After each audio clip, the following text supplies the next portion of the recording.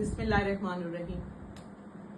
बलूचिस्तान में जो एक बच्ची के साथ गैरत के नाम पे उसको कत्ल किया गया, मैं उसकी ढेर सारी मजम्मत करती हूँ। अल्लाह की अदालत में इंशाल्लाह उसको इंसाफ मिलेगा। उसके साथ बहुत ज्यादती हुई है।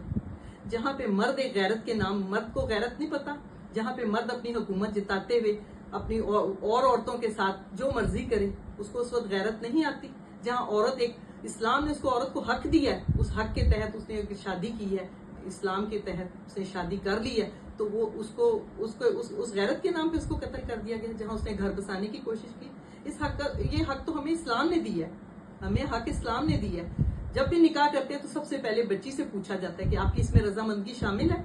लोग पहले रजामंदगियां ले लेते हैं, बाद में बच्चियों से पूछते हैं आपकी रजामंदगी शामिल है। हमारे अल्लाह ने हमें ये हक दिया है। नबी पाक सल्लल्लाहु अलैहि वसल्लम ने जब निकाह करा था, बीबी खदीजा ने खुद उनको निकाह का पैगाम भेजा था। हालांकि वो उम्र में 10 साल बड़ी थी, उन्होंने निकाह का पैगाम भेजा कि मैं निकाह करना चाहती हूँ। तो आप सरकार ने कहा कि ठीक है। सबसे पहला निकाह हजरत खदीजा रजी ताला अन्हा से हुआ था। जब बीबी फातिमा आपके पास, आपकी बेटी, प्यारी बेटी आती थी, सबसे ज्यादा प्यार आप उनको करते थे। आप उठ के खड़े हो जाते थे, उनके माथे पे बोसा देते थे, हाथ चूमते थे, अपना चादर उठा के बिछा देते थे कि मेरी बेटी आई है मेरे घर। हम मुझे बताएं, आप और मैं कौन है?